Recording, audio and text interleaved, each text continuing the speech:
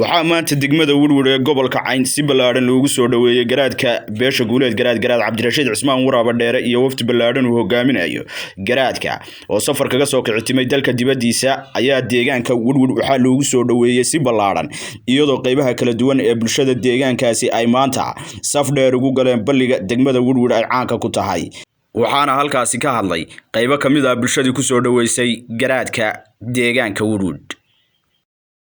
الله بانو سو دوينay garaad Cabdirashiid baan soo dhaweynay isagoo magaaladiisii iyo degmadiisii hooyo yimi garaad waxaan kugu soo dhaweynaynaa si kaliya laaba wanaagsan ku soo dhawow dalkaagi iyo dadkaagi iyo deegaankaagi ku soo dhawow waxaan soo dhaweynaa garaad soo dhawow waxaan kugu soo dhaweynaynaa kaliya laab iyo gamco fulan waan ku sugaynay mar haddaynu maanta sunu weeyaan mahadii waan in badanna waa ku shirhaynay waan ku sugay marka ku soo dhaweyna garaad Cabdirashiid garaad Cismaan Waraabe garaad waxaan kugu salaamanaa 114 kan kugu soo dhaweynaa islaamku isku salaamo aad iyo aad baan macnii waxa u jeclaysanay inaan macnii waxa weeyaan xafladan maanta aan ku soo dhaweyno ugu maalay baan ugu magacanay waxa tahay garaadkayagii garaad aanu kaliya laaba u haynaa tahay wabillahi tawfiiq inta ka bacdi garaad Cabdirashiid ayaa khudbad kooban u jeediyay qaybihi kala duwanaa ee bulshada ee ku soo dhaweeyay balliga weyn ee degmada Woodward caanka ku tahay salaatu wasalaamu ala rasuulillahi wa ba'd ilaahay ayaa mahadle subhanahu wa ta'ala inuu kulmiyay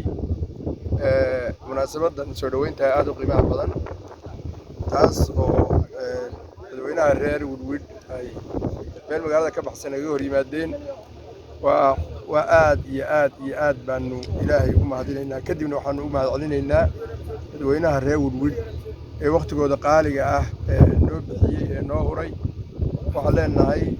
ilaahay mahadiya ka gaadho kadibna idinka ayaa ku mahadsan arrinta xilliga oo aad u adag oo ah xilli duhur ah oo qorax kuleyl ah waxaan ku soo koobayaa inta wixii kale isku qoraysiyana insha Allah ta'ala waa wada joognaa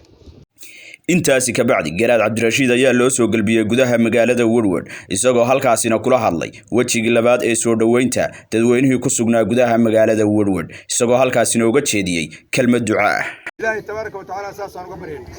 ilaahay waxaan uga bareenaa waxaan nicam ah ilaahay siiyay inuu ilaahay noo barakeeyo ilaahay inuu ummadda reer Woodward iyo ummadda kale muslimiinta iyo deegaanadana kale ilaahay inuu barakeeyo